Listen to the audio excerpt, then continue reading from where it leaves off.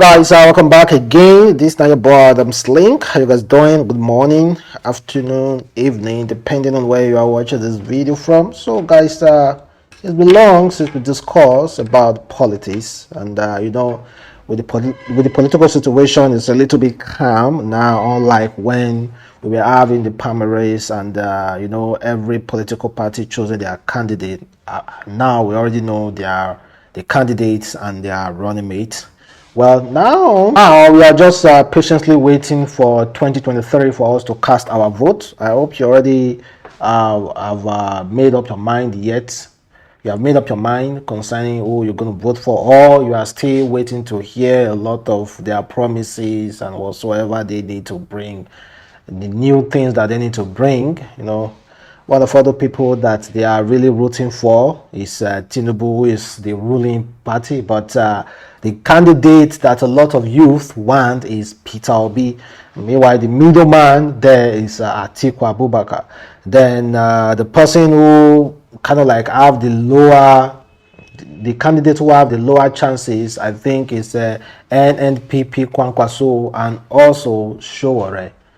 If I'm correct though, or if there's a way you're going to analyze those candidates, and according to a number 1 to 10, how you're going to rate them? Well, we are still dealing with ASUU. ASUU are still on strike.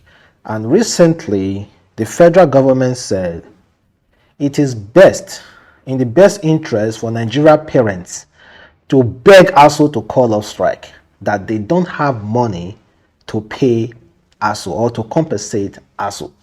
And this is coming from Minister of State of Labor and Employment, Festus Keyamo, has asked parents whose wards are in government-owned institutions to appeal to the Academic Staff Union of University to call off strike. According to him, he said, the moment they went on strike, we intervened. What is the manner again beyond that? Even before the strike began, we called them to a meeting. What manner is more than that? It's not like we left them to go on strike first and we were sleeping as the talk started. They still went on strike. You can not allow one sector of the economy to hold you down and then blackmail you to go and borrow 1.2 trillion, and our total income is around 6.1 trillion, and we have roads to build, health center and other sector to take care of. I will tell the parents, everybody, to go and beg ASUU, like the president said the other time. Those who know them should appeal to their sense of patriotism. The nation cannot ground to a halt because we want to take care of demands of ASUU. That is coming from the federal government through Minister of State of Labor and Employment, Festus Keyamo. Let's be completely honest with ourselves. So, if government is honest, we are seeing exactly what they are using the money for. Nobody is stealing money. Dollar has not increased. Institution books has not increased. They are providing housing. There is power. Do you think we have anything like ASUU strike? When ASUU is saying that, two persons steal 109 billion, federal government donate 1.4 billion naira worth of luxurious car to Nigerian Republic. This one stole so billion. Federal government spending billions, budgeting like 500 billion for poverty eradication. And meanwhile, we are still in poverty. If you are seeing all those kind of headlines, tell me, why won't you go on strike? Let's be completely honest with ourselves. If this country is good, if ASUU want to go on strike, I believe you and I will go to that street and protest against ASUU. In fact, we will scrap ASUU for people going on strike. But in this kind of situation, who are we to scrap ASUU? Let's be honest. Like, if the government are honest, we will fight ASUU ourselves. The government do not even need to even fight ASUU. We will fight ASUU because we know our government is trying. We are okay with what the government are doing. But in this situation, you're asking the parents to go and beg. Parents to go and beg ASUU. I've never seen such thing before. And he also said that Tinubu is the easiest, best candidate Nigeria can ever work with. Okay, everybody just have to sell their candidates. It's understandable coming from Festus Keyamo. You don't expect him not to work in favor of his boss. It's understandable. That's his job, to work in favor of his job, of his boss. So we do not expect honesty. We shouldn't expect honesty at all. Well, guys, you heard him. Go and beg. Go and beg ASUU. All Nigeria parents should come out to beg ASUU to call up the strike. That's the new normal now. Meanwhile, check out what Pastor Dave said about voting.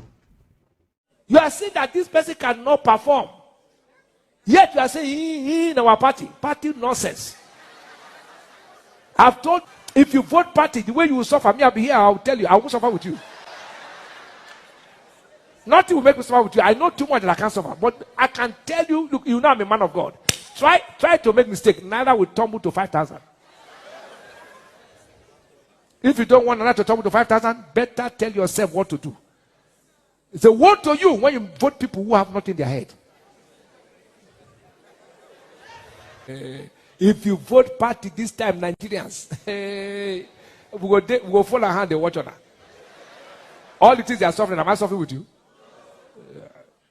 I'm too connected by covenant to suffer what people are suffering. But if you vote, it's a word to you when your leader is like a child. That means any leader who will be using dampers is dangerous. It's a word to the whole life. When thy king is what? Child. It's the Bible, I'm not the one who said it. It's a word to thee, O land, when thy king is a child. They use dampers for children. So if you have a leader who they use dampers, woe to you.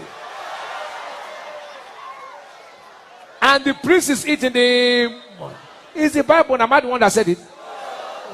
Except you want to argue with the Bible. That is that even in that church, even with his preaching and with that Bible, people will still vote for that person that he isn't directly talking to. And we know who that guy is talking to. We already know the candidate who paid on himself, according to the media. I will not mention the candidate name. If you do not know, go and do your research. I will not. So, him himself, he knows exactly who he's referring to. And I think it's also that party member. He knows exactly who he is referring to. So if you vote for a child, well, woe to you. That's coming from God, though. Well, it's crazy, but like I've said before, people in that party will still go on and vote for that child.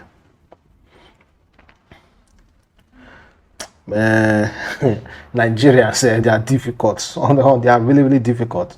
And the former emir of Kano State, Sanusi Lamido, who was also the governor of CBN, he said, "We thought we had a big problem in 2015, but 2015 is nothing compared to what will happen in 2023.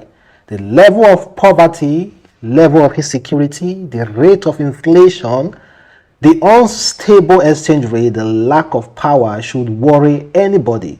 This is the only oil-producing country that is grieving at the moment when oil prices have gone up as a result of Russia-Ukraine war. Our total revenue is not able to service our debt, and if anybody does not understand that we are in a complete mess, we are. We were in a deep hole in 2015, and between 2015 and now, we have been digging ourselves into a deeper hole. We thought we had a big problem in 2015, but 2015 is not to compare to what will happen in 2023. We have terrorism, banditry, inflation, unstable exchange rate, and the worst thing is that those in leadership actually thinks we are going to thank them when they have leave office. There is no change, there is no sense of urgency if you are running a company and your sales revenue cannot pay interest.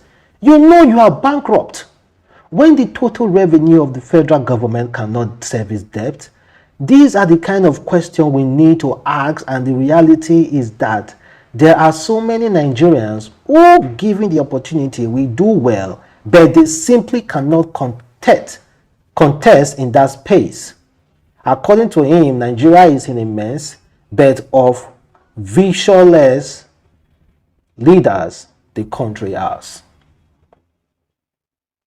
Well, I don't know who's going to talk again. I don't know who's going to make another sermon before we're going to get it. Because they keep coming online saying, according to Sahara reporters, 7 years later, this current government is still blaming ex-President Goodluck Jonathan. 7 years later, they are still blaming ex-President Goodluck Jonathan. The first year is understandable. Second year is understandable. Third year, not so understandable. Fourth year, we cannot take that anymore. Fifth, sixth, seventh, and the 8 years, 8 is coming, we are still blaming Goodluck Jonathan. 7 years later. Well, then we have Peter Obi. He's still there, and people say things it's not going to win. People think it's not going to win, that is structureless. He has nothing to offer. Then we have Tinubu, who has the upper hand because he's the ruling party, and he said, according to Shomole, Tinubu wasn't part of Buhari's government. So Tinubu should not be blamed for anything. Really? Then we have the ASUU again. The ASUU are on strike, and President Muhammadu Buhari said parents should go on their kneel to beg ASUU to call off strike. ASUU just extended their strike 1 month.